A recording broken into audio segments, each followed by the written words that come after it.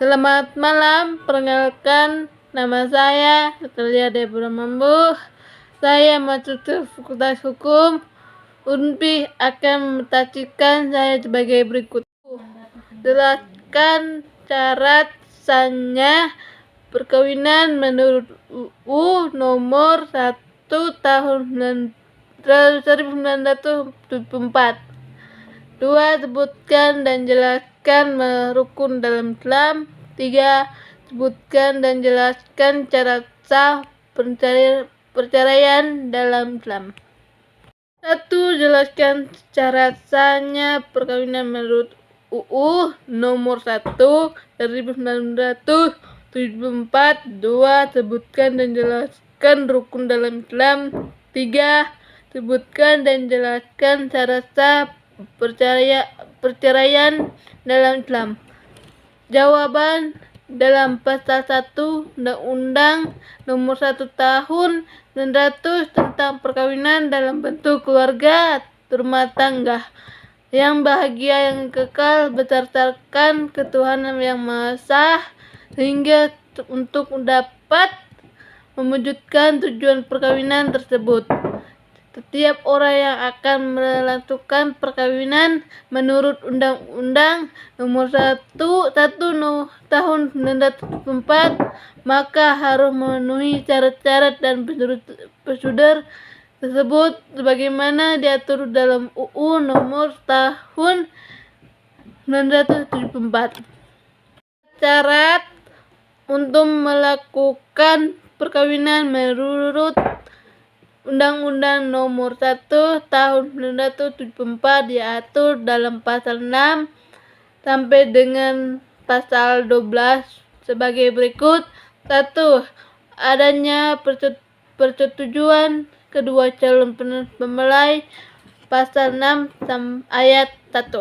2. Ada ingin kedua orang tua atau wali bagi calon mempelai yang belum berusia 21 tahun, pasal 6 ayat 1 sampai 6.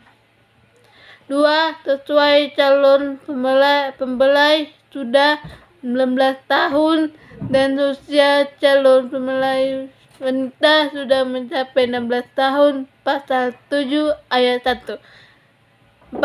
Antara calon mempelai pria dan calon mempelai wanita tidak dalam hubungan darah atau keluarga yang tidak boleh kawin, pasal 8.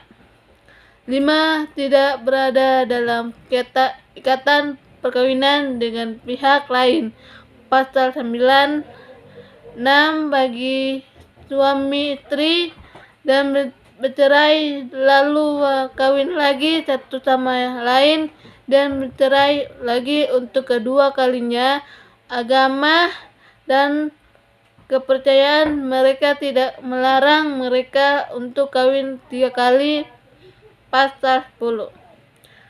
7. Tidak berada dalam bentuk tunggu bagi calon mempelai wanita yang janda. 2. Iman kepada Allah syafat. Menurut yang pertama adalah iman kepada Allah kuat. Iman kepada Allah.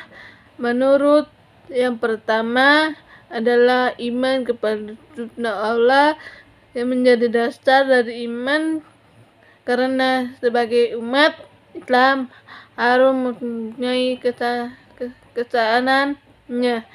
Dia merupakan menciptakan di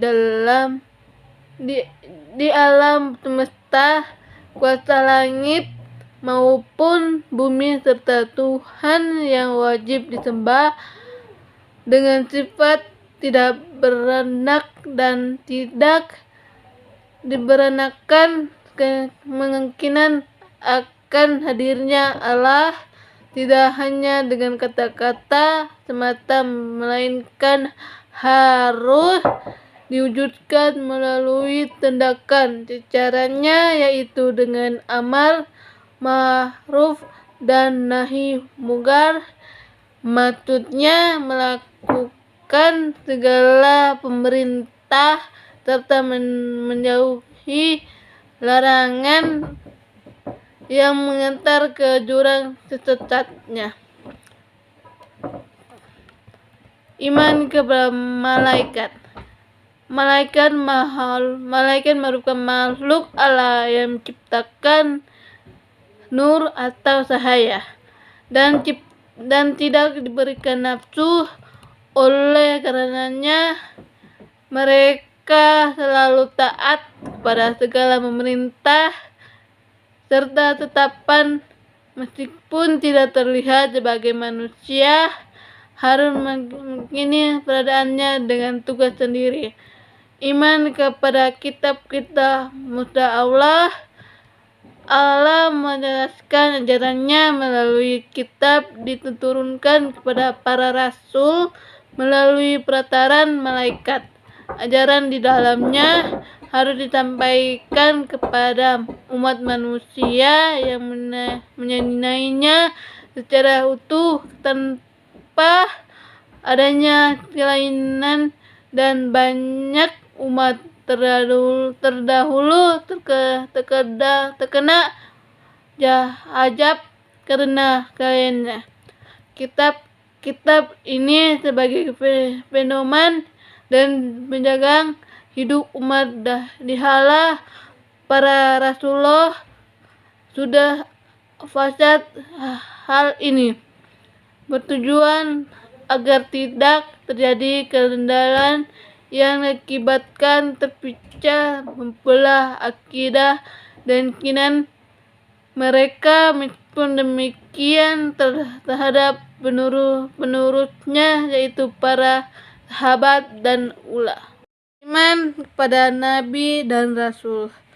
Jumlah Nabi dan Rasul wajib diketahui yaitu sekitar 25 yang diturunkan pada umat dengan karakteristik masing-masing. Setidaknya terjadi 4 kitab suci diturunkan kepada mereka untuk bekal mengajarkan tauhid dengan meyakini bahwa Allah merupakan Tuhan wajib disembah.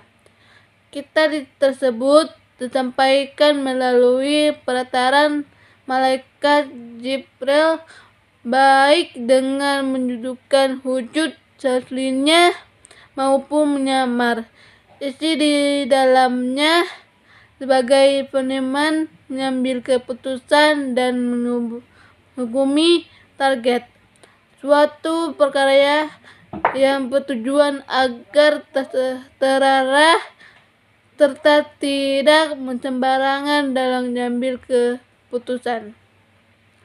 Iman kepada hari terakhir atau kiamat. Hari terakhir adalah hal nyata yang seringkali oleh manusia. Sebagai seorang muslim, maka mereka wajib menyenangi untuk menunjukkan semangat dalam beribadah serta bagi bukti bahwa hari pembalasan benar ada dan seluruh manusia harus bertanggungjawabkan perbuatannya. Pada hari terakhir nanti semua manusia dikumpulkan dengan berbagai keadaan bahwa digambarkan ada yang berkepala hewan maupun tenggelam dalam keringkatnya sendiri. Hal ini dikarenakan posisi matahari di atas kepala berjarak sekitar 1 jengkal sehingga panasnya dapat meleleh tubuh. Iman kepada jannah dan neraka. Takdir sendiri terbagi menjadi 2, yaitu tetap. Sebagai contoh yaitu kematian, jodoh dan rezeki. Bagian kedua adalah dapat diubah dengan berusaha serta berdoa, kemudian diiringi ketakwaan. Manusia perlu kemungkinan atas kehendak kuasa Allah. Zina. Menurut bahasa zina berarti ketetapan yang sudah dituliskan sebelum manusia diciptakan. Catat tersebut termuat dalam kitab Lauh Mahfuz mulai dari kehidupan, kebahagiaan serta kematian. Meskipun hal ini tidak diketahui, makhluk harus menciptakannya. Jira. Menurut bahasa, jira merupakan ketentuan atau kepastian sementara secara istilah, yaitu penentuan yang pasti dan sudah ditetapkan oleh Allah. Hal ini termasuk yang sedang terjadi maupun akan terlaksana nantinya oleh karena manusia yang dihancurkan untuk berdoa. Dalam KHI Kompilasi Hukum Islam, tata cara penceraian diatur dalam bab 20 pasal 129 SD pasal 162 dalam Undang-Undang Nomor 7 Tahun 1989 tentang peradilan agama sebagaimana telah diubah UU Nomor 3 Tahun 2006 tentang perubahan kedua atas UU Nomor 7 Tahun 1989 tentang keadilan agama diatur pasal 65 SN pasal 88. Penceraian dapat dibedakan ke dalam tiga macam, yaitu cerai, talak, dan cerai gugat dan kahulu. Berikut ini menulis kemukakan tiga macam cerai tersebut. Cerai talak permohonan. Pasal 129, seorang suami yang akan menjatuhkan talak kepada istrinya mengajukan permohonan bagi lisan maupun tulisan kepada pengadilan agama yang memiliki tempat tinggal istri disertai dengan alasan serta meminta agar diadakan sidang untuk keperluan itu. Lihat PS 66 ayat 1 UU PA. Menurut Asrosis 297 ditentukan di atas mengubah atau melalui merupakan pasal 14 PP nomor 9 tahun 1975 yang menyatakan bahwa keadilan tempat mengajukan permohonan adalah yang memiliki tempat tinggal pemohon. Sementara dalam UU PA tempat mengajukan permohonan adalah keadilan yang mewakili tempat kediaman termohon atau dalam bahasa kompilasi tempat tinggal istri. Dimaksudnya untuk memberikan kemudian dan keringanan kepada istri. Lihat PS 66 sampai 67 UU PA. Ada alasan diajukan permohonan perceraian dijelaskan pasal 116 dapat terjadi karena alasan-alasan. 2. Cerai hujat. Pasal 132. Hujat perceraian dia diakuikan oleh istri atau kekuasaan pada pengadilan agama yang daerah hukumannya mewakili tempat tinggal hujat kecuali istri meninggalkan tempat kediaman bersama tanpa izin suami. 2. Dalam hal dihujat tertempat kediaman di luar negeri, Ketua Keadilan Agama memberitahukan hujatan tersebut kepada terhujat melalui perkawinan Republik Indonesia setempat. Lihat PS 73 UPA JO PS 20 PP nomor 9 tahun 1975. Berikutnya diatur mengenai alat-alat bukti yang menunjukkan alasan diajukannya hujatan perceraian karena alasan tersebut dalam pasal 116 huruf P dalam diwujudkan telah labuan 2 tahun terhitung sejak terhujat meninggalkan rumah. Hujatan dapat diterima apabila terhujat menyatakan atau menunjukkan sikap tidak mau lagi ke rumah kediaman bersama. PS 133.